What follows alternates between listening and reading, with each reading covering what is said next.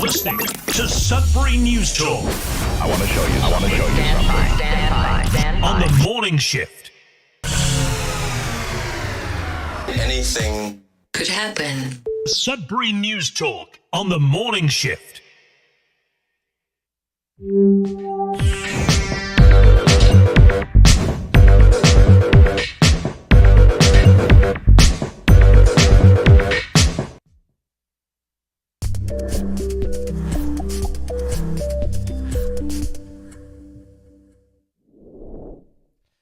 Hey, good morning, everyone. Welcome to Sudbury News Talk in the morning shift. I'm AJ Walsh. Glad to be here with you. Thankful that you're with us. We got a great show planned for today, as usual.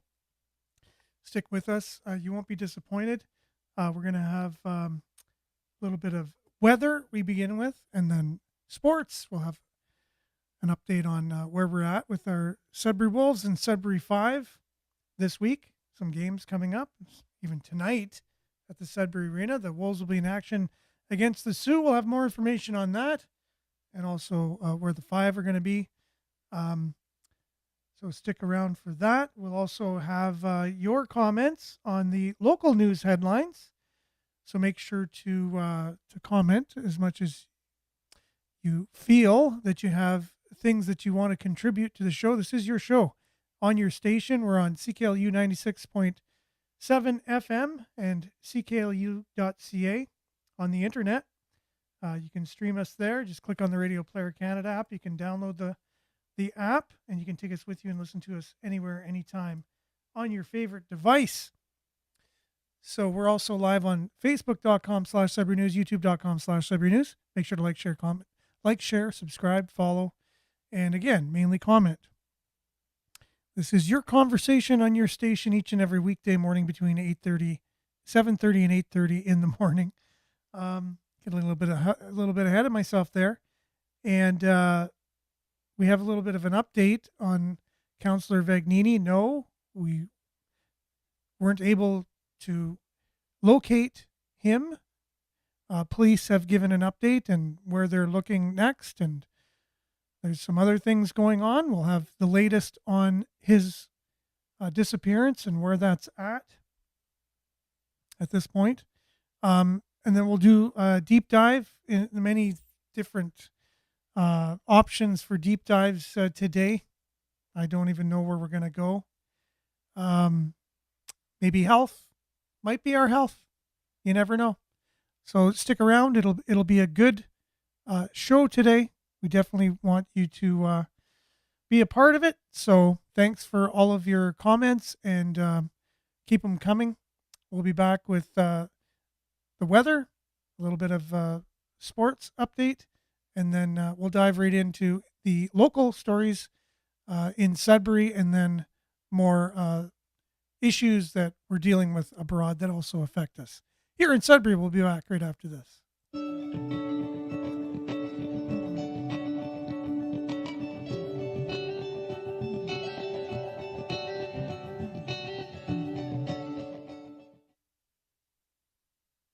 And our local weather brought to you, as usual, by sudburyweather.ca. Currently, it's -1 out there.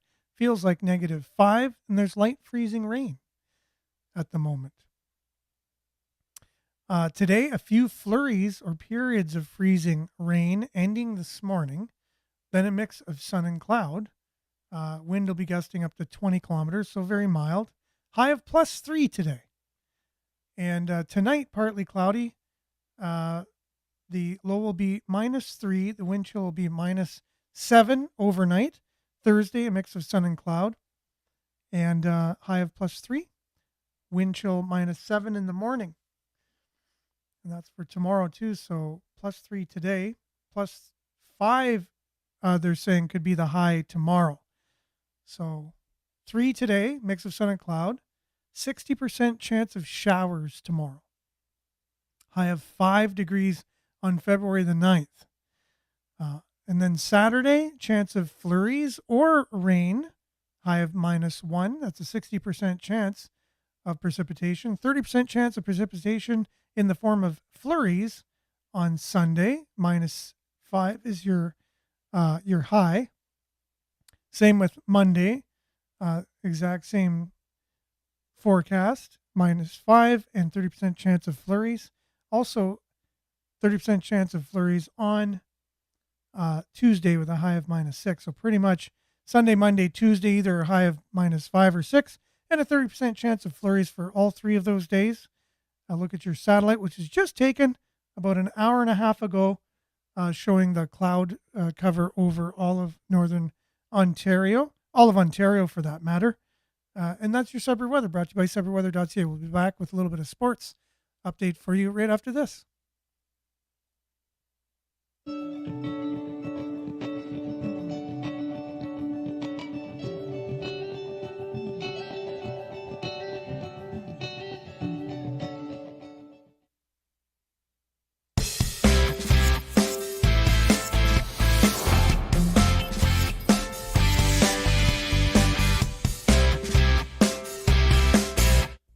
And your Sudbury Sports is brought to you by SudburySports.ca.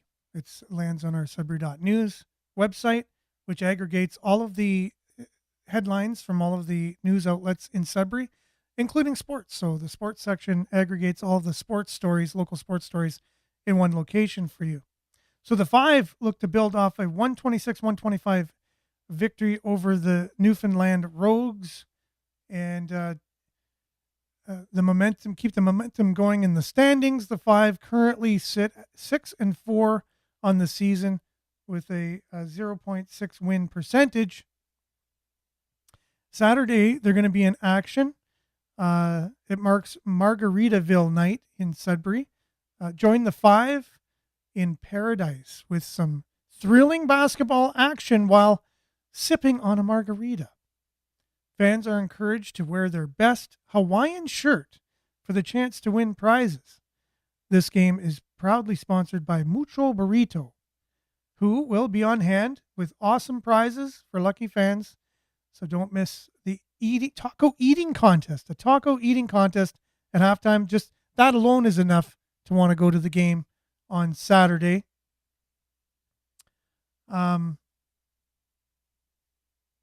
So make sure to get tickets. They're on sale now. You can get them online at greatersudbury.ca/tickets. Kids 10 and under receive admission for only $10. You can't beat it. You just can't beat the sports entertainment, the Wolves or the Five. It's not an expensive night out. It's fun for the whole family. And speaking of fun for the whole family, the Sudbury Wolves also will be in action tonight at the Sudbury Arena. So they're taking on the Sioux Greyhounds, their Northern Ontario rivals. So the Pack celebrate and honor National Women and Girls in Sports Day. The Wolves welcome local talent and local stars to the game. And they'll join the Wolves for a special ceremonial puck drop before the game. And so there's all kinds of bios on the people here. It marks the 10th season that the Sudbury Wolves and CMHA, Sudbury Manitoulin, have partnered to deliver the Talk Today program. This year's game is proudly sponsored by Syngenta and Grain Farmers of Ontario. Visit their table. As usual, whoever's sponsoring the game always has tables. They have prizes and stuff. Friday, they're also in action facing the Niagara Ice Dogs, and that will be Nation Pizza Day, sponsored by Topper's Pizza. To see the full details of the themes and the lineup for home games this season, visit the SudburyWolves.com and Pack the Den. Tickets are on sale now for both games, but I could tell you firsthand the Friday games are harder to get tickets for. Well, not harder to get tickets for, but it's packed on Fridays, and you can still get tickets. But if you want to get 4 tickets for everybody, it might be hard to get 4 tickets in a row because it's so packed. Anyways, get your tickets. Go Wolves, go Sudbury 5 this week. We'll have more on that. We'll have report on the game tomorrow, how they did tonight against the Greyhounds, and then looking forward to the Niagara Ice Dogs, and then also talking a little bit about the Fives game on Saturday. That's your Sudbury Sports, brought to you by SudburySports.ca. We'll be back with local headlines, your comments, and much more right after this.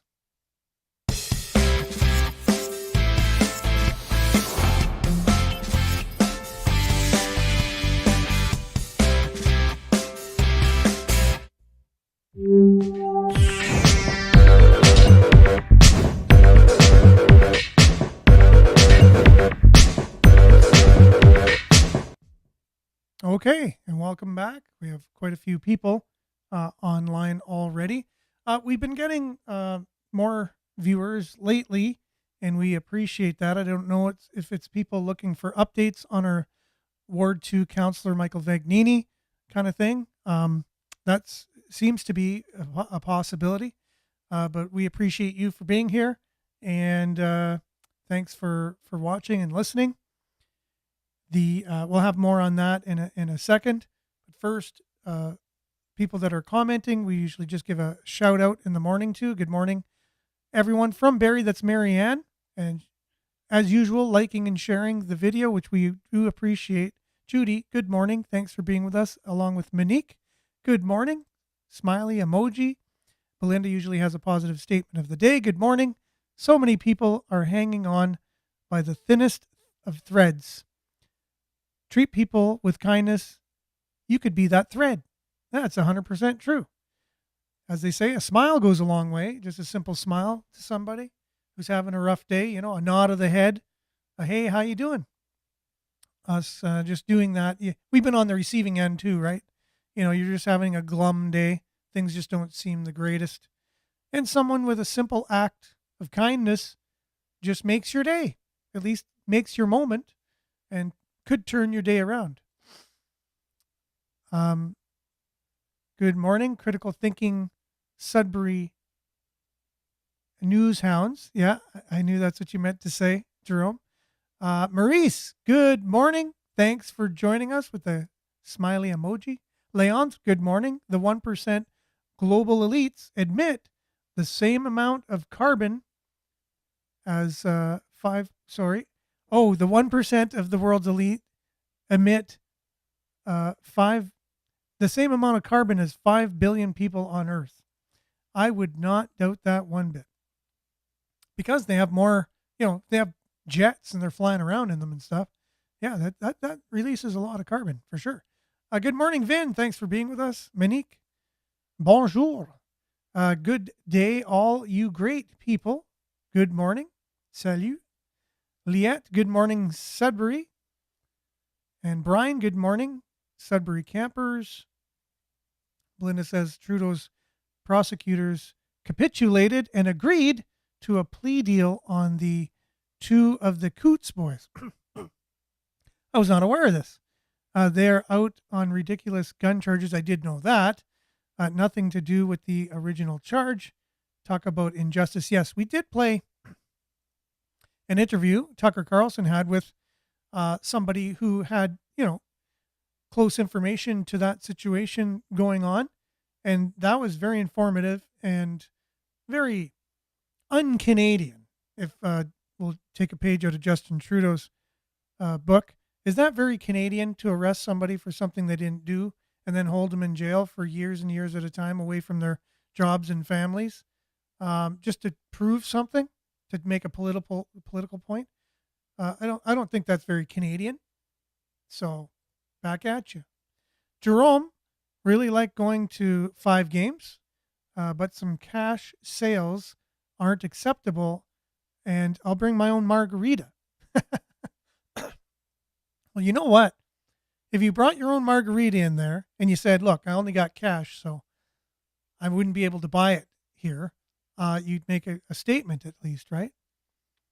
As they said, no, that's not acceptable, and showed you through the door. But just putting a little humor on something that's a serious subject, yeah, we would hope that cash, that people will stand up for cash. I know it's almost inevitable the way, gas stations, you need gas in your car, and if you you stood there and said, "Oh, I'm only going to pay cash," or whatever, or you tried to gas up and said, "I only have cash," and you drove away, you'd be arrested.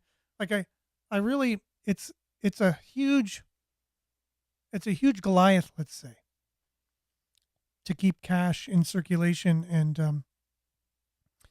and to buck the system to not go cashless, and whatever else is up the the um, the sleeves of those in charge, let's say, we don't know. We don't know what the next thing around the corner is going to be that will, because we know there's a huge movement and the players in the game at the table, they want us to go cashless. We know that. That's part of, you know, it's just part of the way they see the future. And if, yeah, so that's a huge Goliath to be up against. But I guess you got to do something in your own sphere to stand up for things that we fundamentally believe in, that we want to keep. Jerry, good morning. Nice to see you on, my friend. Did you just say around the bend? Yeah. Good morning from around the bend. Cool. Thanks for joining us. And great to see you on. So Jerome says, hopefully you're helping wake up the rest of the region. I don't know. I think either people wake up to things or they don't. I don't know. A lot of people have a more hope in people sometimes than I do. I'm a bit skeptical of people. I just see people just really, just really into their own thing, and it's hard to change somebody's perception of things. Might talk more about that today. Good morning from YouTube. Vin says, okay. Jason Levine on Rumble has great coverage of the Coots. Yes, I've seen some of his coverage, even on Facebook, too, as well. So I get his videos quite a bit. Christina, good morning. Thanks for being with us. Much appreciated. Hope you're having a good morning. And yeah, he definitely has good coverage. Has a great podcast. Lock up innocent people. Of course, no doubt going against the agenda, but let go of pedophile. World is completely inverted. Yes, for sure. So I see what you mean now. Like the justice system, we're really harsh on certain people for certain things, and then we're very lenient on the ones you would think we'd be a little more harsher on. We need to protest anywhere that goes cashless, like the arena. Okay, so here you go. Here's a local establishment that, and we're looking at more than likely building a new arena, at least refurbishing the old one to make it more modern, but more than likely going to be looking at a new arena. And do you think they're going to be building it to accept cash with all the latest modern technologies? So yeah, it's time to, I guess, unfortunately, you have to do what you can to make your point. Nothing to do with cash. It's about choice, for sure. You are right. And it eliminates choice, right? It eliminates choice.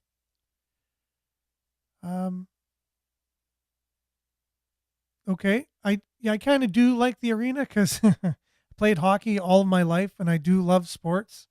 And I do like a gathering place that's modern and efficient and all of these things. If it wasn't in the time that it's in now, it wouldn't be as controversial. So I'm on the fence with that as well, with the arena. I just wish we didn't have all these other things going on with an opioid crisis and a homelessness crisis. And now they just newly said the intimate partner violence crisis. All these crises going on. And in the midst of all of that, and our world being kind of inverted, as we say, things kind of backwards and upside down, talking about a new arena in that light, it makes, it's too bad. It's too bad. Things couldn't just be normally managed like they have been in the past. And there's been corruption, there's been bad things, but it's never been as bad. And I think it's only going to get worse myself. I don't see any of the solutions out there. I don't see anything really there to make it any better on a large scale. I just think the people that are in those positions are digging in their heels even more. And there's an ideological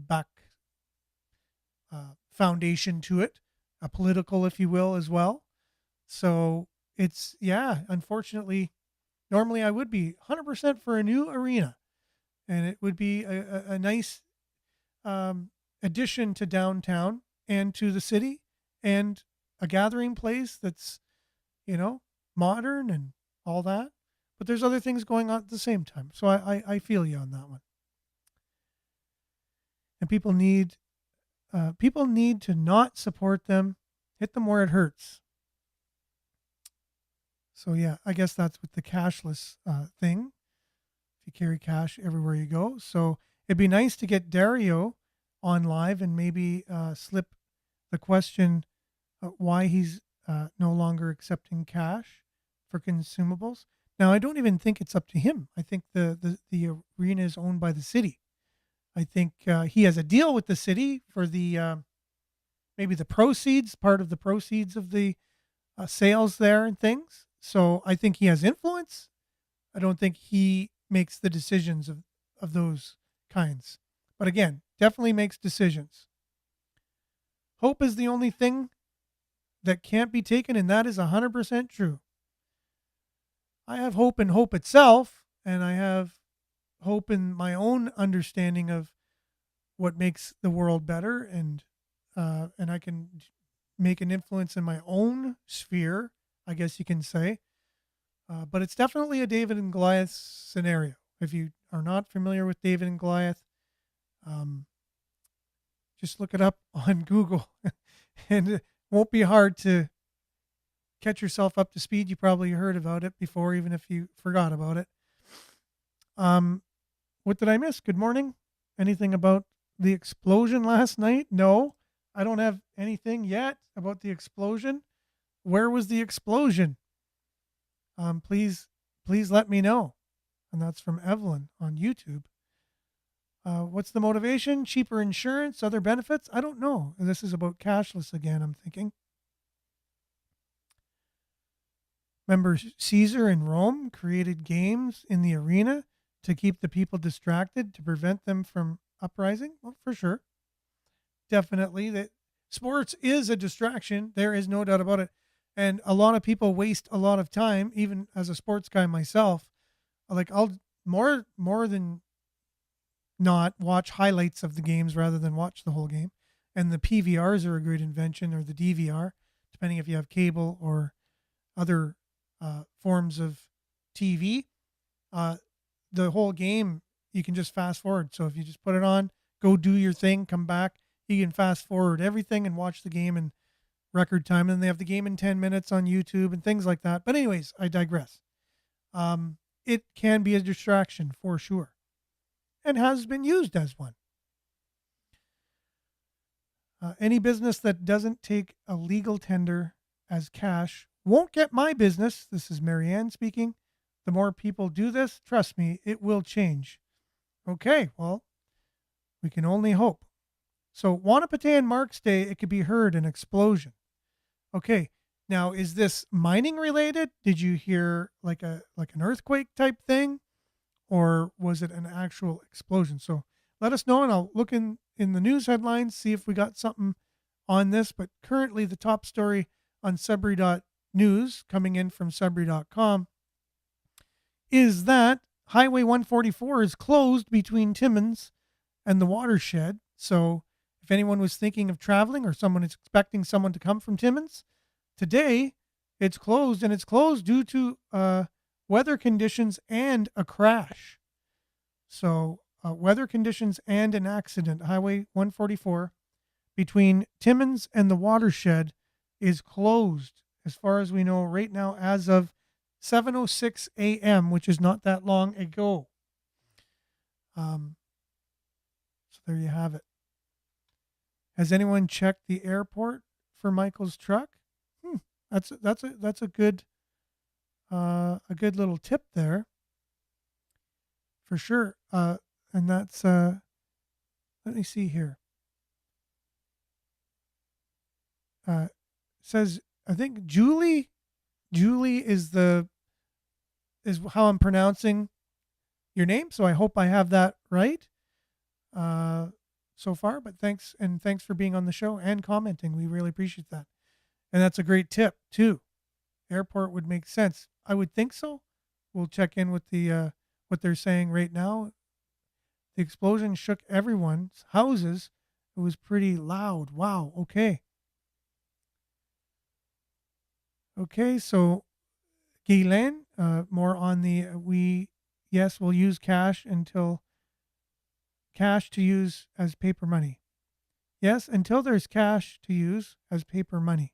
Okay. And another form of control is cashless society. All your purchases will be monitored. That is 100% true.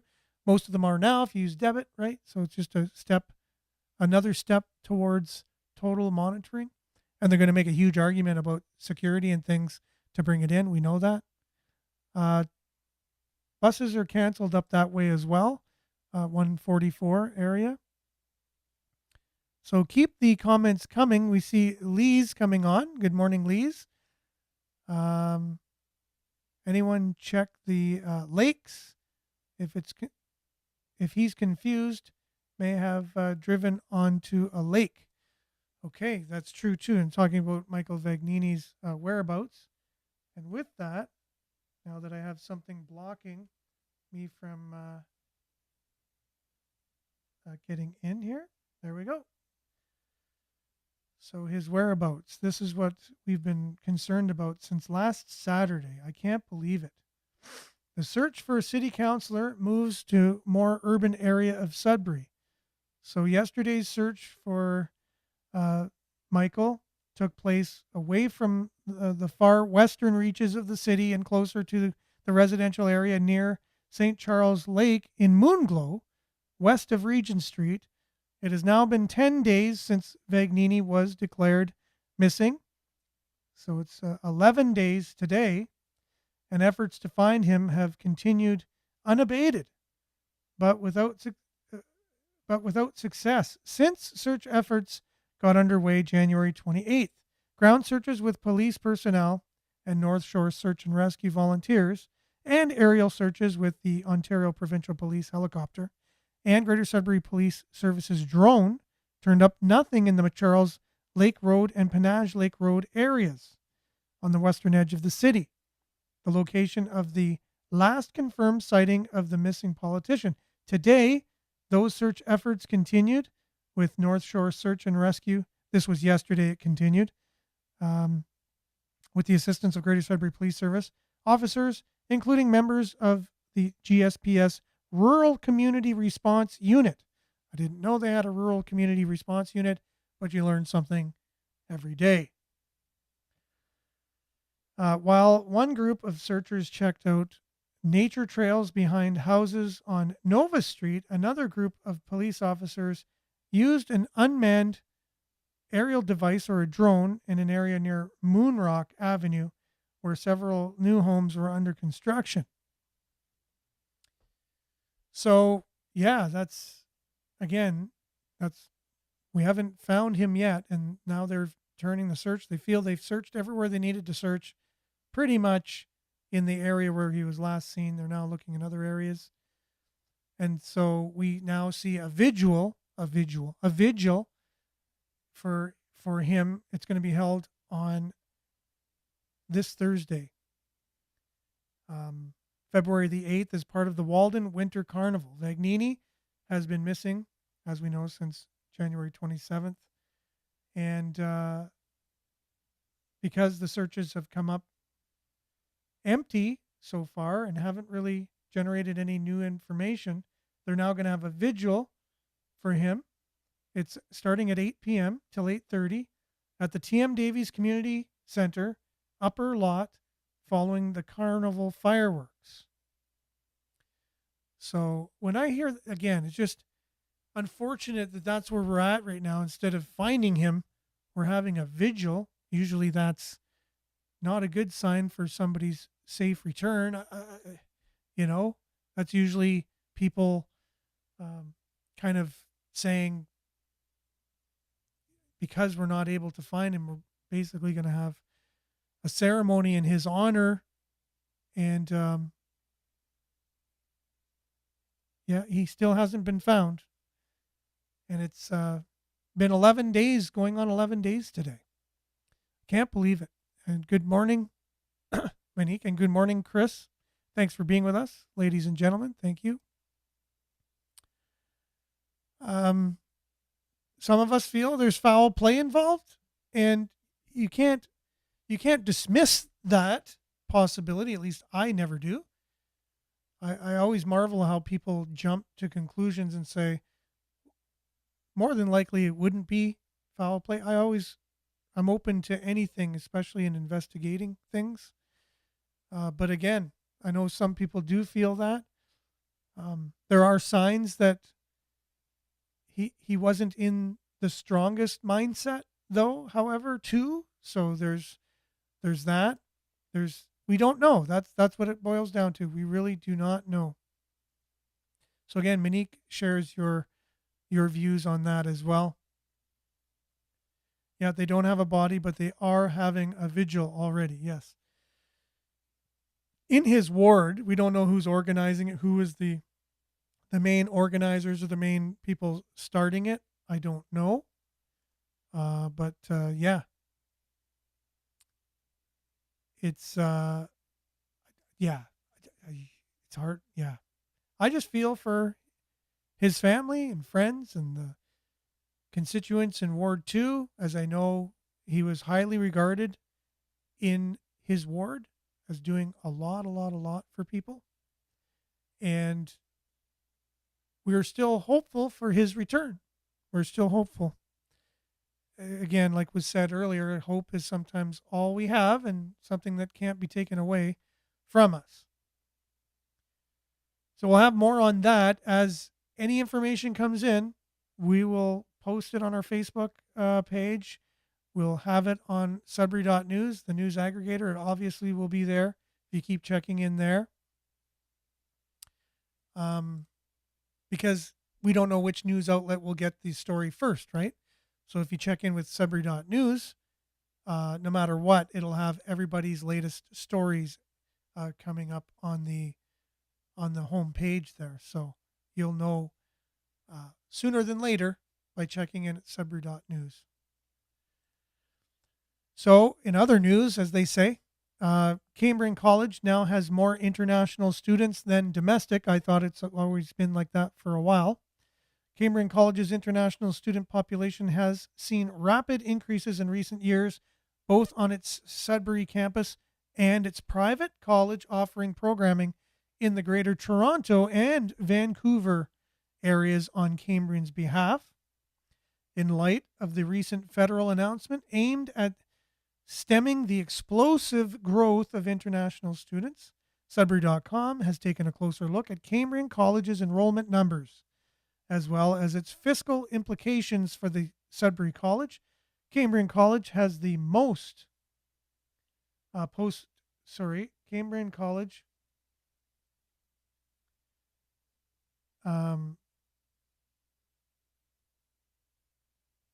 Cambrian College has the most skin in the game with regards to international students of the three Sudbury post-secondary institutions, although international enrollment at Laurentian University also increased substantially this school year. Cambrian College's on-campus international student enrollment in Sudbury has gone up by 204% since 2018 and by 89% in just the past 18 months.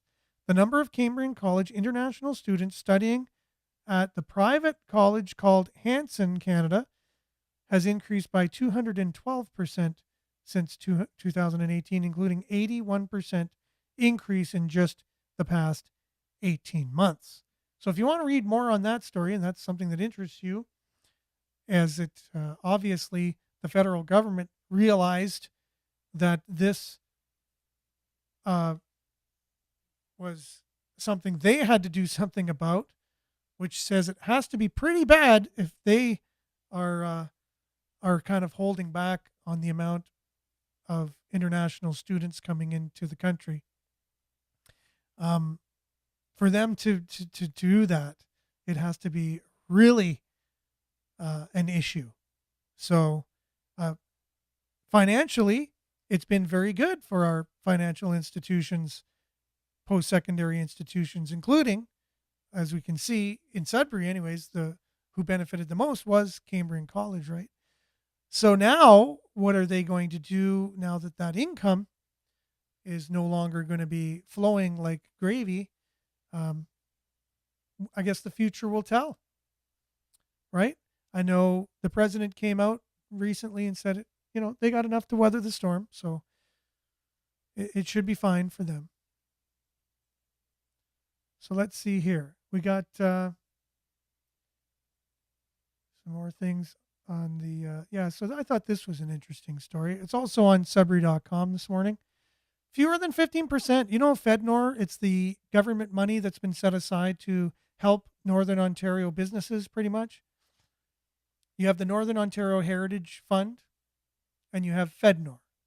So these are two funds, both to help fund businesses to help our economy in Northern Ontario, right? From the federal government, this one, FedNor is its name. So federal government, Northern Ontario, FedNor.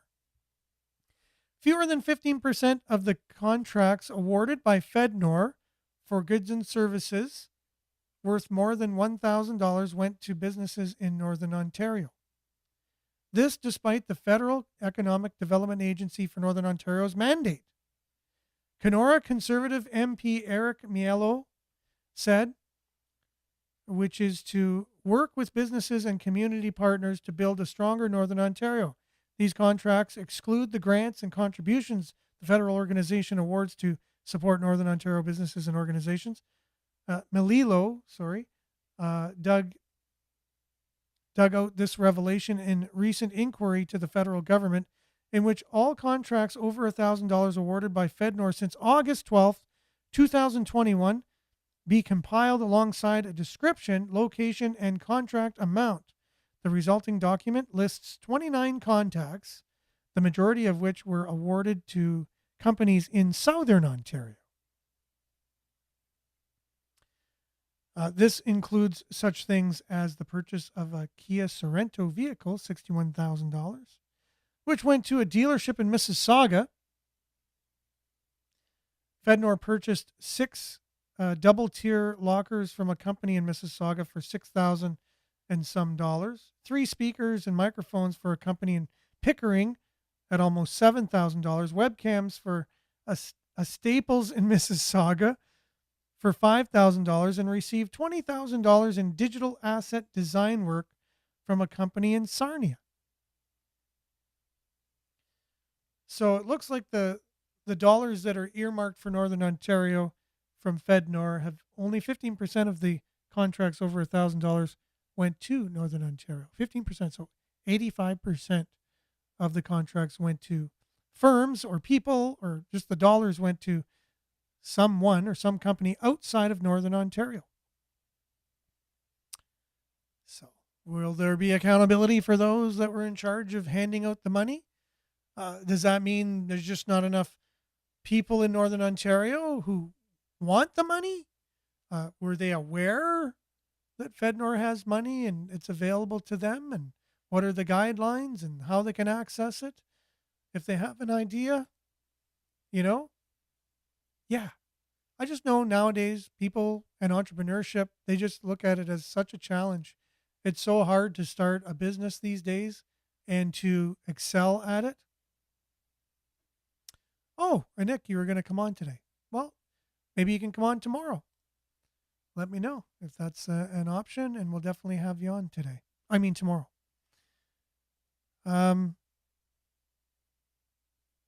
So some comments coming in on the students here. But yeah, what do you think about that? That's incredible, right? So money that's earmarked for Northern Ontario, 85% of it since 2021 anyways, as this person in Northern Ontario from Kenora Conservative MP, Eric Melilo, uncovered, right? So is that corruption? Cool, and Nick, we'll see you tomorrow for sure on the show. Much appreciated. So what's going on there? Will there be accountability for these people? I mean, who's accountable? Like, that's a lot of money that's designated for Sudbury. I wonder if the two Sudbury MPs have anything to say about this, Nickel Belt and Sudbury, on this issue. If you're listening, you're welcome to come on the show and talk about it, and any other things that you find that you want to use this show to speak to the people of Sudbury. It's an open invitation. All you have to do is email me at sudburynews@gmail.com, and we'll just have a convo about this and many other things. Trevor, thanks as usual for sharing these links that you do on a regular basis. We really appreciate that. I go back after the show and check them out, and I would encourage anyone to watch anything that Trevor shares. Very interesting stuff. Thank you very much, Trevor.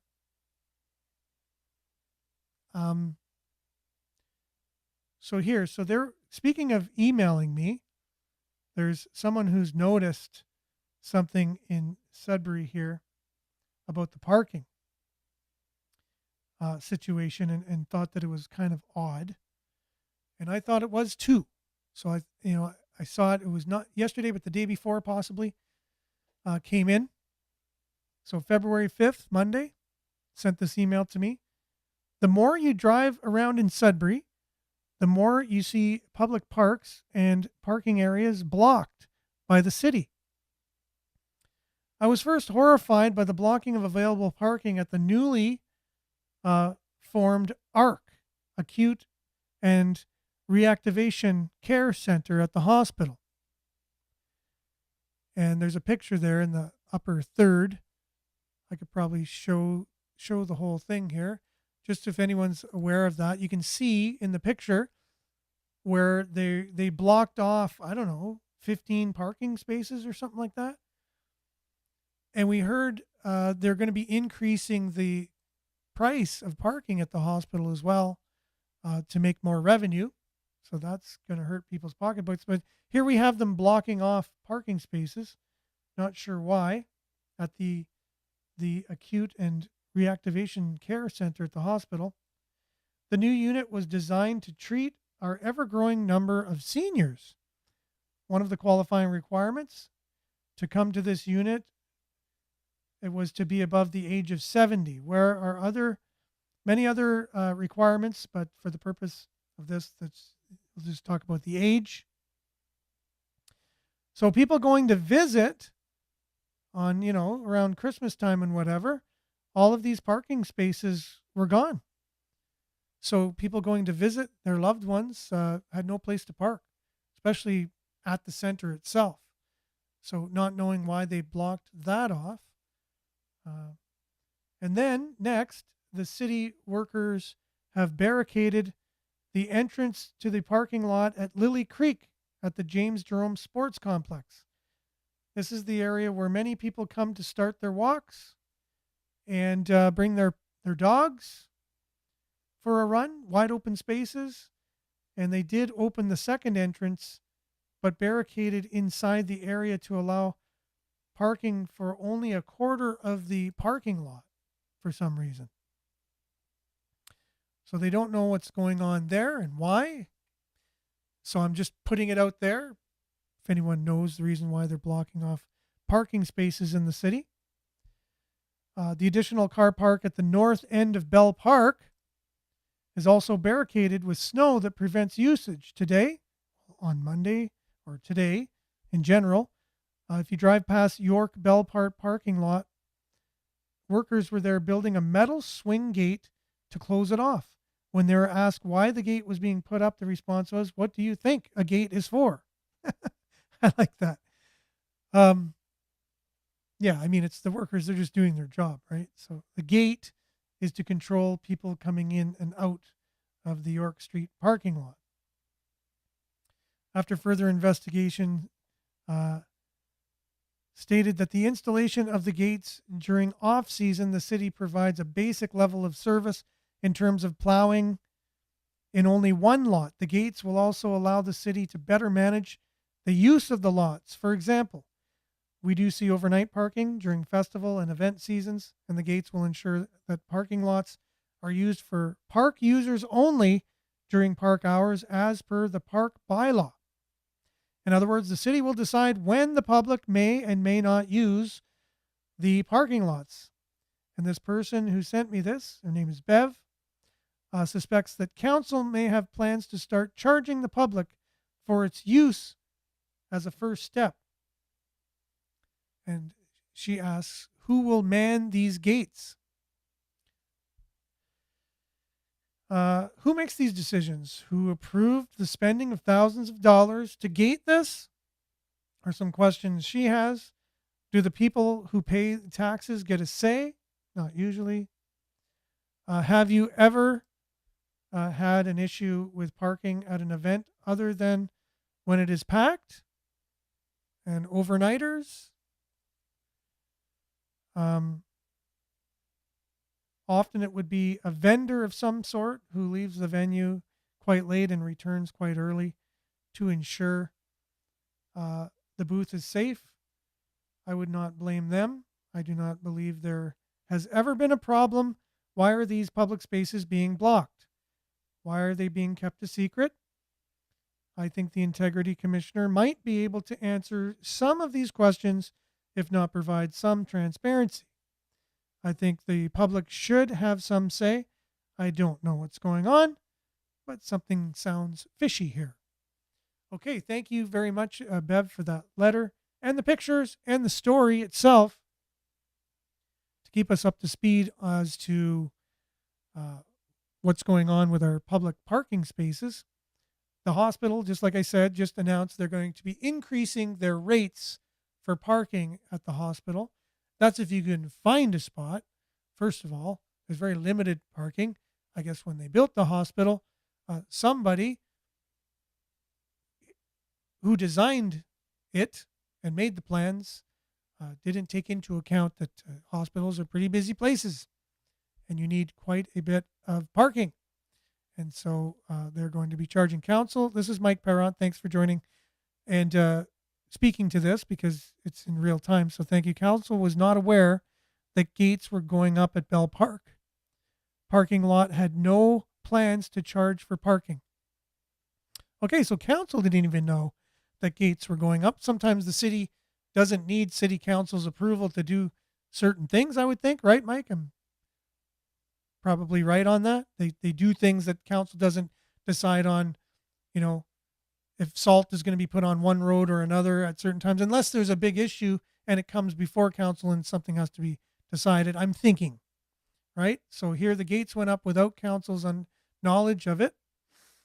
And there are no plans to charge at this point for these public parking spaces. So thanks, Mike, for that. Appreciate it.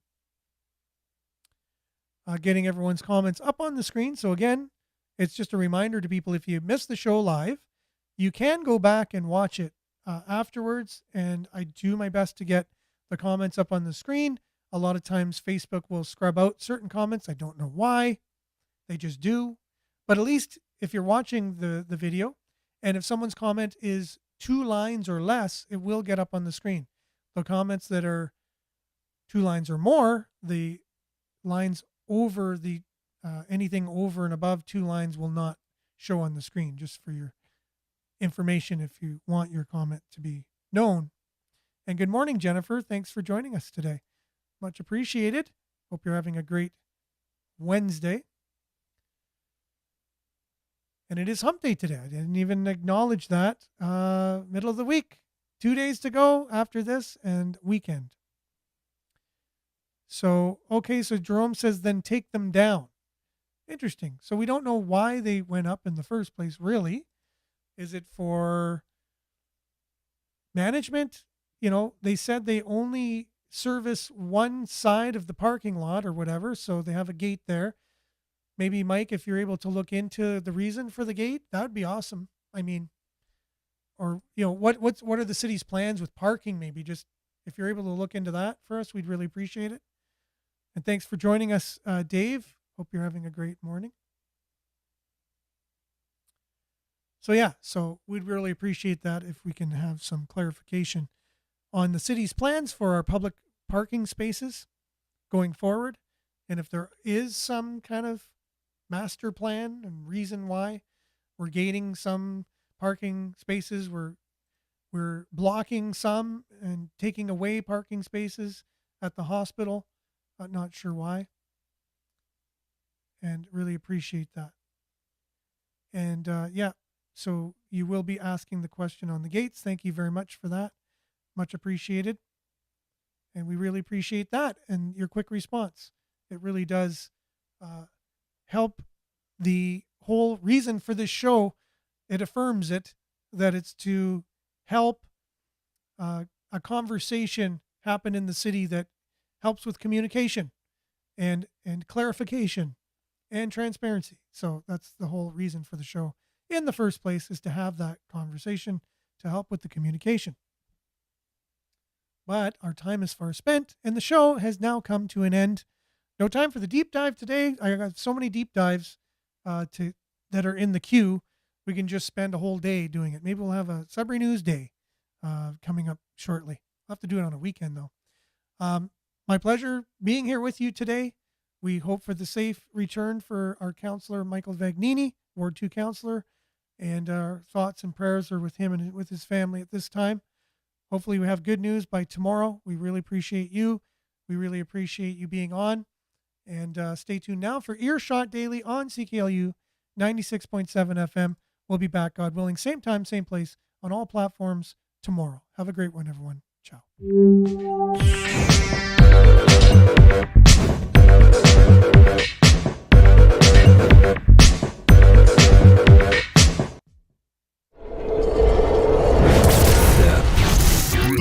This is Sudbury News Talk on the morning shift.